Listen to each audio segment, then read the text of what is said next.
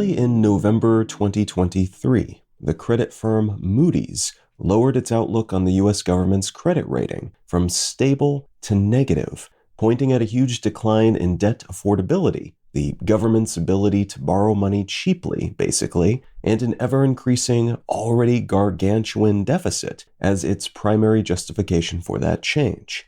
And those issues are on top of another standoff in the House of Representatives over funding the government, which, if something is not done, will come to a head on November 17th. A previous agreement struck by the previous House Speaker, Kevin McCarthy, expires on that day, and if a new collection of 12 funding bills, which are what allows the government to pay for things, are not passed by then, the government could be shut down, possibly further diminishing the government's rating, on top of the many other consequences of not providing funding for things like national defense, energy and water development, and the Justice Department.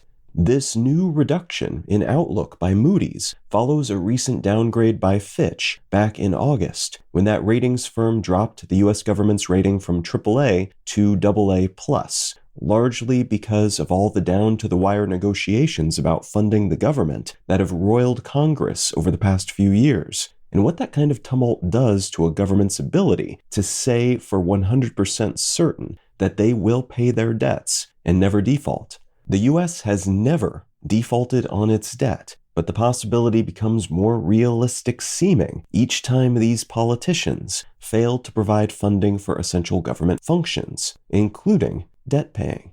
Fitch also, like Moody's, cited the general diminishment in fiscal circumstances across the government, though, referring to a collection of variables that have been weighing down the state's capacity to acquire cheap debt. Ratings are one such variable, as each decrease in a nation's credit rating makes debt more expensive, folks and other states buying bonds and treasuries and the like, demanding more interest for the same amount of loaned money, which is what those sorts of financial instruments are at the end of the day. But beyond reputation, there are also factors like high interest rates, hiked by the Fed in order to tamp down on inflation, and the accumulated interest payments that must be paid on previous debt taken out by the government to pay its bills. So in addition to the government suddenly having to pay more interest on all its new debt, it also has to pay more and more interest on its existing debt. And that latter figure is compounding to the point that a lot of folks who are otherwise generally unconcerned about such things are starting to take what could turn out to be a practical notice.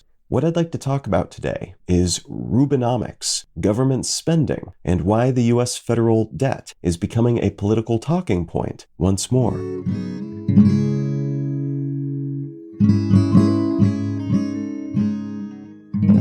You're listening to Let's Know Things. I'm Colin Wright. Learn more about Let's Know Things, subscribe to receive free email updates, and or become a supporter to receive monthly bonus episodes at letsknowthings.com. In the context of federal spending, fiscal responsibility refers to the balancing of a state's budget so that its spending is almost always close to or below its revenue. So if a government brings in $1 trillion in revenue from taxes, for example, and spends $1 trillion to keep agencies running, infrastructure maintained, and its military up to date, that is a balanced budget. If that same government were to spend $1.5 trillion without increasing tax revenues, it would instead have a deficit of $500 billion. And if it were to spend less than it pulls in, if it were to reduce the social safety net programs it provides or spend less on its military, and thus it only spent $500 billion of the trillion that it pulls in taxes, that would represent a surplus of $500 billion. This is similar, at its most basic level at least, to how an individual might manage their money. Spend more than you make and you'll tend to go into debt. Spend less than you make and you can sock money away or invest it. And spend exactly what you make and your bills will all be paid without accruing debt. A balanced budget. This comparison, though intuitive in a way, at least for the purposes of defining the outline of how this works, is also quite flawed, and economists have given it a name, potentially to make criticizing it that much easier. They call it the government-household analogy, and this analogy is often touted by politicians, usually when they want to criticize their opponents for their spending by making it seem like they are less capable and responsible than the average heads of a household of balancing a budget.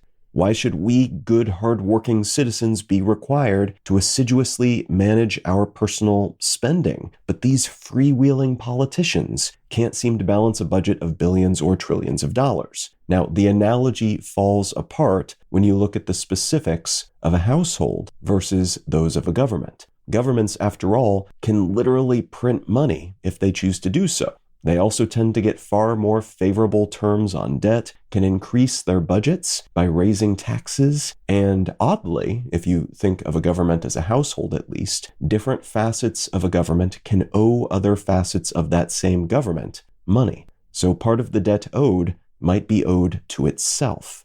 While this analogy is often convincing to voters then, it's not terribly useful as a model for economists or for folks working to actually manage budgets of the scale and with the peculiarities of a government's budget. All that said, there are pros and cons to every possible approach to government debt, as running a deficit, spending more than is pulled in via taxes, means that a state can invest in more programs and infrastructure. And just like a company taking on debt to invest in more manufacturing capacity, or warehouses or restaurant locations, that can mean setting things up for growth in the future. A healthy, happy, secure, well-educated populace will tend to do better than the opposite, and more infrastructure, more assets that you spend that money on can improve and amplify those sorts of attributes in a population and in a country, and that can lead to more revenue sometime later. On the other hand, just like any other debt, federal debt tends to be paid back with interest, and that means the government taking on such debt will not just be on the hook to pay back the initial principal amount that they borrowed, but more than that, and possibly, especially if debt accrues for a long while, or accrues during periods of higher interest rates, for them specifically or more globally, they could be on the hook for a lot more than that initial principal amount. The last time the US government had a balanced budget was in 2001, and it's enjoyed the same for 5 years total in the past 5 decades, 4 of which were the years leading up to and including 2001, and the 5th being 1969. This is such a rare state of affairs in part because the general economic consensus amongst economists in the US at least is that federal debt is not a big deal, that it tends to lead to more benefits than downsides, and that it is therefore prudent to not balance the budget most of the time, because doing so leads to austerity, severe cuts in vital programs and other investments, and that hobbles the nation and limits its capacity for growth over the long haul. Balancing the budget just to balance the budget, then, is not really such a good thing, according to this prevailing theory. It's a compelling rallying cry for some folks occupying some spots on the ideological spectrum, traditionally those on the conservative side of things more than on the left. But not spending also comes with consequences, and those consequences tend to outweigh the downsides of accruing some amount of debt year to year, again, at least according to the prevailing economic theory. This mainstream sensibility about debt, though, was subbed out during that 1998 to 2000 period, during the Bill Clinton administration, when the Treasury Secretary Robert Rubin implemented a policy that became known as Rubinomics, which was defined by an attempt to keep the federal budget balanced as part of a larger effort to control inflation and interest rates. The theory being that this would improve perception of the U.S. economy, which in turn would lead to more investment, local and international, and would allow U.S. economic entities, and thus U.S. citizens, to flourish. There's been a fair bit of debate as to whether this theory was proved out by Rubin's policies. Yes, the U.S. economy absolutely killed it while Clinton was in office, and yes, long-term interest rates on treasuries and bonds dropped, making it less expensive for the government to take on debt when it wanted to borrow money for whatever. The country's GDP averaged around 4% during that period. Inflation maintained a 2.5% rate, which is just north of the 2% rate that the Fed prefers. And the US economy saw its longest continuous period of expansion at any point in history. But, and this is a big but, those variables might have also been tweaked by the so-called peace dividend of the late 1990s, which was defined by a post-Cold War drawdown of military activity and thus military spending around the world during that span of time. They may also have been influenced by a series of new trade agreements, hands-off monetary policies, and the benefits of new technologies that were finally being exploited for profitable purposes after a long period of investment, like, among others, the consumer internet. So there's a chance that Rubinomics played a role in all that monetary flourishing, but there is also a chance that it was either just one of several influences, or maybe it was just a bystander, or even a downward pressure on the same. The flourishing that the United States saw during that period, primarily or entirely the consequence of other variables.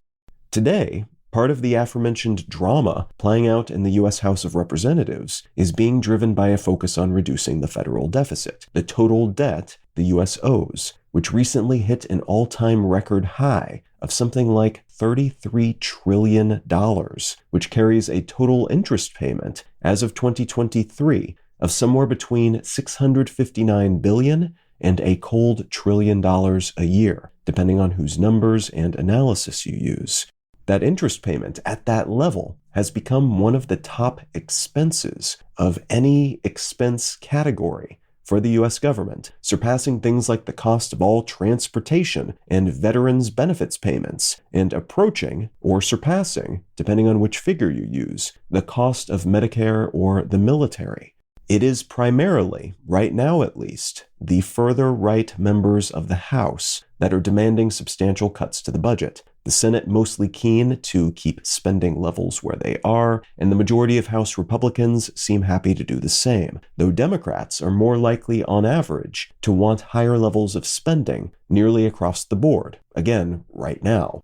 Who wants what tends to change, at least in the specifics, every decade or so. And this is such a big issue right now, in part because of that ballooning deficit, and in part because there's just a lot to spend on these days. With military and humanitarian funding for Ukraine and Israel on the table, alongside investments in renewable energy infrastructure, in healthcare, and in other such, by some estimates at least, foundational elements of the government's various programs and priorities, and other next step priorities that might make the United States more competitive with industries that are just now starting to become real deal things that are theoretically at least worth investing in.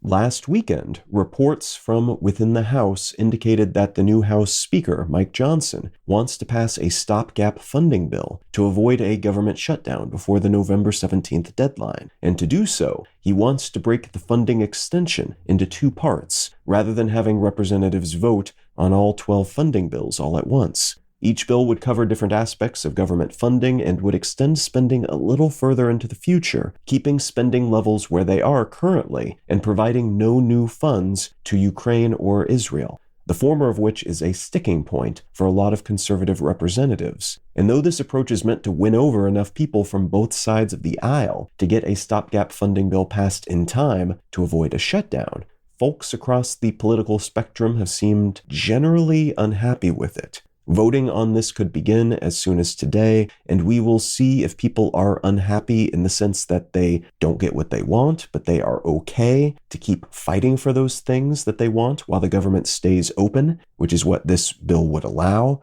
or if they are unhappy in the sense that they will play chicken with a government shutdown in order to prove their point. For what it's worth, analysts seem pretty mixed at the moment on whether this will work or not. This general topic, that of the deficit, is likely to only become a more pressing issue and thus a more potent political hot potato as interest rates, which look likely to stay high for at least another year, increase the debt load the US government has to tend to, making debt more expensive for the government. And safe investment vehicles like treasuries, because of those higher interest rates, become more lucrative assets for investors, which can have the knock-on effect of making stocks and similar riskier investments less appealing, possibly hindering economic investment and development, even as the government watches their interest payments balloon as an increasingly dominant expense on its accounting spreadsheets.